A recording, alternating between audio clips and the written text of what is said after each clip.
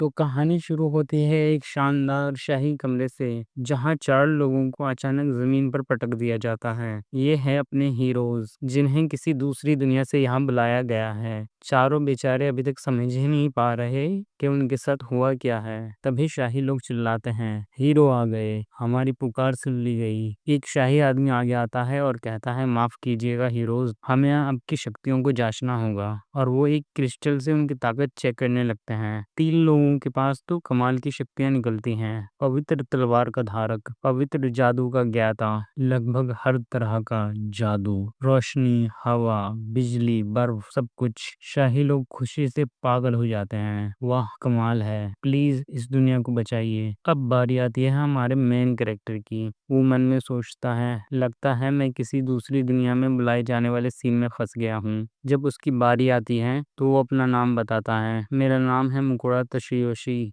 मैं 27 साल का हूँ। और जब उसकी स्किल की बात आती है, किल ऑनलाइन सुपरमार्केट, मुकोड़ा और शाही लोग सब हैरान हैं, ये क्या है, ये कोई हीरो वाली स्किल तो नहीं लगती। शाही आदमी पूछता है, और कोई स्किल? मुकोड़ा बेचारा जवाब देता है, नहीं बस यही एक है। मुकोड़ा समझ जाता है बाकी तीन लोग तो एकदम चीट कैरेक्टर हैं, लेकिन वो तो बस एक मामूली आदमी है। राजा साहब अपने सिंहासन पे बैठे हुए कहते हैं, मेरे राज्य पर डेमन किंग, राक्षसों का राजा, बार बार हमला करता है। प्लीज हमारे राज्य की शांति के लिए अपनी ताकत का इस्तेमाल करो। एक हीरो पूछता है, वापस अपनी दुनिया में जाने का रास्ता क्या है? राजा जवाब देता है, वो तो डेमन किंग को ही पता होगा। ये सुनकर बाकी हीरो जोश में आ जाते हैं, हम डेमन किंग को माफ नहीं करेंगे। अगर हमारी ताकत काम आ सकती है तो हम जरूर लड़ेंगे। लेकिन मुकोड़ा को ये सब सुनकर पसीना आ जाता है। वो मन में सोचता है, अरे नहीं, ये तो बहुत खतरनाक प्लान लग रहा है। वो तुरंत राजा से कहता है, सुनिए, मैं कोई हीरो नहीं हूँ। अगर मैं यहाँ रहा तो सबकी परेशानी ही बढ़ाऊंगा, इसलिए मैं चुपचाप बिना किसी को अपनी पहचान बताए एक साधारण जिंदगी जीना चाहता हूँ। राजा उसकी बात मान लेता है और उसे 20 सोने के सिक्के देता है। मुकोड़ा सोचता है, ये रिश्ता खत्म करने के लिए, मुंह बंद रखने के लिए है। पता नहीं ये ज्यादा है या कम। वो महल से निकलकर शहर में आता है, लेकिन उसे लगता है उस पर नजर रखी जा रही है। वो फैसला करता है कि पहले कपड़े बदलकर आम लोगों के जैसा दिखना जरूरी है, फिर जानकारी इकट्ठा करेगा।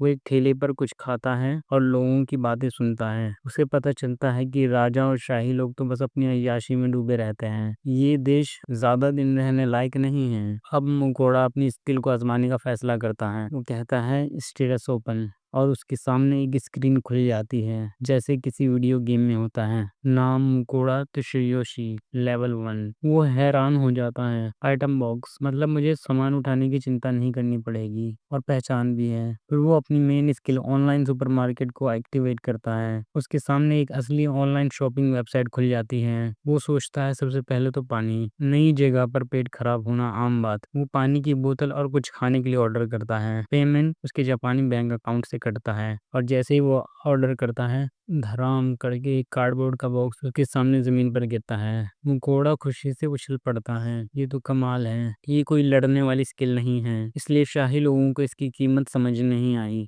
लेकिन ये तो जबरदस्त है। जब तक मेरे पास पैसे हैं, मैं भूखा नहीं मर सकता, और शायद मैं इसी स्किल से पैसे भी कमा सकता हूँ। वो तुरंत फैसला करता है, मुझे जल्द से जल्द इस देश से निकलना होगा। वो लोगों से पूछता है, और उसे पता चलता है किल्स नाम का शहर बॉर्डर पर है। वो वहां पर पहुंचता है, लेकिन उसे एक और बुरी खबर मिलती है। उसे पता चलता है कि राजा देश से लोगों को बाहर जाने से रोकने के लिए बसें और गाड़ियां बंद करवा रहा है, ताकि उसकी सेना में कमी ना हो। अब पैदल ही बॉर्डर पार करना होगा, और रास्ता खतरनाक है क्योंकि जंगल में मॉन्स्टर हैं। मुकोड़ा एडवेंचर्स गिल्ड जाता है और पूछता है, क्या आप मुझे बॉर्डर तक सुरक्षित पहुंचाने के लिए बॉडीगार्ड्स का इंतजाम कर सकते हैं? उसे बताया जाता है कि इसमें कम से कम 7 से 8 सोने के सिक्के लगेंगे, जो बहुत महंगा है। लेकिन मुकाड़ा के पास कोई और रास्ता नहीं है। तभी उसे एक सी रैंक की एडवेंचरर पार्टी आयरन विल मिलती है। मुकाड़ा उनसे कहता है, अगर आप मुझे ले चलें तो रास्ते में खाने का सारा इंतजाम मैं करूंगा, मुझे खाना बनाना पसंद है। पार्टी का लीडर वर्नर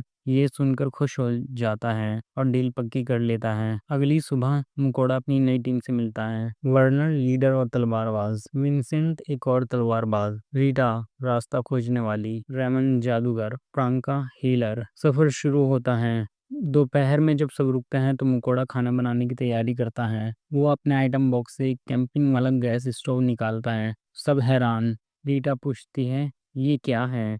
मुकोड़ा बहाना बनाता है, ये एक जादुई चीज़ है, माचिस की ज़रूरत नहीं पड़ती। मन में सोचता है, ये तो मैंने ऑनलाइन सुपरमार्केट से खरीदा था, सस्ता और बढ़िया। फिर वो अपने सुपरमार्केट से लाई हुई सामग्री से सूप और नरम ब्रेड बनाता है। जैसे ही सब लोग पहला निवाला लेते हैं, उनकी आंखें फटी रह जाती हैं। वाह, कितना अच्छा है! मैंने ज़िंदगी में कभी इतनी नरम ब्रेड नहीं खाई। ये ये तो लाजवाब है। मुकोड़ा मुस्कुराता है। उसका सफ़र शायद खतरनाक हो, लेकिन खाने की कमी नहीं होने वाली। मुकोड़ा के बनाए खाने का जादू सब पर चल गया था। टीम के लोग हैरान थे कि इतना लजीज खाना उन्हें सफ़र में मिल रहा है। वर्नर, इतनी कीमती चीज़ें। मुकोड़ा, अरे नहीं नहीं, आप फिक्र मत कीजिए। रीटा, इस मिशन को लेकर मैंने सही फैसला किया। पहले तो मुझे लगा कि सिर्फ एक आदमी को गार्ड करना कितना बोरिंग काम होगा। मुकोड़ा शर्माते हुए, हाँ, ये तो मैं भी मानता हूँ। वर्नर समझदारी दिखाते हुए कहता है, मुकोड़ा सान, तुम्हारी अपनी कोई वजह होगी, हम तुमसे ज़्यादा सवाल नहीं पूछेंगे। और फिर मुस्कुराते हुए कहता है, लेकिन बदले में हम तुमसे स्वादिष्ट खाने की उम्मीद ज़रूर करेंगे। मुकोड़ा जवाब देता है, समझ गया। अगले दिन सफ़र के दौरान उन्हें एक रेड बोर यानी एक बड़ा लाल जंगली सूअर मिलता है, जो बहुत गुस्से में लग रहा है। टीम तुरंत एक्शन में आ जाती है। वर्नर, चक्कर काटने की ज़रूरत नहीं है, क्या तुम उसे हमारी तरफ खींच सकते हो? लेमन, ज़रूर। वो मुकाड़ा को पीछे हटने के लिए कहते हैं और प्लग झपकते ही टीम सूअर को ढेर कर देती है। रीटा कहती है, रेड बोर की खाल और दांत अच्छी कीमत पे बिक जाएंगे। लेकिन वो उदास है कि कहती है, अफसोस, हम इसका सारा मान साथ नहीं ले जा सकते। तभी मुकोड़ा को एक आइडिया आता है, अगर आप चाहें तो मैं इसे अपने आइटम बॉक्स में रख सकता हूँ। सब हैरान है। वरना कहता है, ये तो बहुत बड़ी मदद होगी। मुकोड़ा मन में सोचता है, चलो, ये कहकर काम चल जाएगा कि मेरा आइटम बॉक्स इतना बड़ा है। शाम को टीम के लोग बहुत उत्साहित थे। हमें फिर से वो ब्रेड खाने का मौका मिलेगा? मुकोड़ा मुस्कुराते हुए, मिलेगा। नहीं, आज रात के लिए मैंने कुछ और ही सोचा है। वो खाना बनाना शुरू करता है, लेकिन सबको थोड़ी दूर रहने के लिए कहता है। जब मैं खाना बनाता हूँ तो कोई देखे तो मुझे शर्म आती है। असली वजह, वो नहीं चाहता था कि कोई उसे ऑनलाइन सुपरमार्केट से सामान निकालते हुए देख ले। वो सुपरमार्केट से खरीदे हुए सॉसेज और ताज़ी सब्जियाँ, एक शानदार पोट ऑफ फू यानी एक तरह का वेजिटेबल और मीट स्टू बनाता है। जैसे ही सब लोग वो गर्मा गर्म स्टू खाते हैं, वो हैरान रह जाते हैं। सफ़र में तो हमें सिर्फ सूखा मांस और कड़क ब्रेड खाने की आदत है। इतना गर्म और स्वादिष्ट खाना खाकर बहुत सुकून मिल रहा है। विंसेंट, इस खाने की वजह से मेरा शरीर फुर्तीला महसूस कर रहा है। प्रांका, मेरी तो सारी थकान ही दूर हो गई। मुकोड़ा हैरान हो जाता है, हैं? ये लोग तो ऐसे बात कर रहे हैं जैसे मैंने खाने में कोई एनर्जी सप्लीमेंट मिला दिया हो। मैंने तो ऐसा कुछ नहीं किया। मुकोड़ा चुपके से अपनी स्किल इस्तेमाल करता है और उसे पता चलता है कि उसके खाने का असर हो रहा है। वो डर जाता है। वो तेरी, ये तो बहुत खतरनाक चीज़ है। इस दुनिया के लोगों के लिए किसी दूसरे जहाँ का खाना है और इसे खाने से ही उनकी ताकत बढ़ रही है। अगर ये राज किसी को पता चल गया तो मैं बहुत बड़ी मुसीबत में पड़ जाऊंगा। मुझे ये बात किसी को नहीं बतानी। आपको क्या लगता है, मुकोड़ा अपना राज कैसे छुपाएगा? अगले दिन डिनर में मुकोड़ा उस रेड बोर के मांस का इस्तेमाल करने का फैसला करता है। वो अपने ऑनलाइन सुपरमार्केट से अदरक लहसुन वाला सॉस निकालता है और शोगायाकी यानी जिंजर पॉर्क बनाता है। जैसे ही वो मांस को पैन में डालता है, सिस की आवाज़ पूरे जंगल में फैल जाती है। सब लोग खाना शुरू करते हैं और दीवाने हो जाते हैं। ये क्या चीज है? कितना ज्यादा स्वादिष्ट है! अरे वाह! मैंने इतना स्वादिष्ट मीट कभी नहीं खाया, पर इसके स्वाद का तो जवाब नहीं। मुकोड़ा मन में सोचता है, ये तो बस बाजार में मिलने वाले सॉस का कमाल है। तभी जब सब खाने में मस्त थे, जंगल से एक गहरी और डरावनी आवाज़ आती है, "ए इंसान।"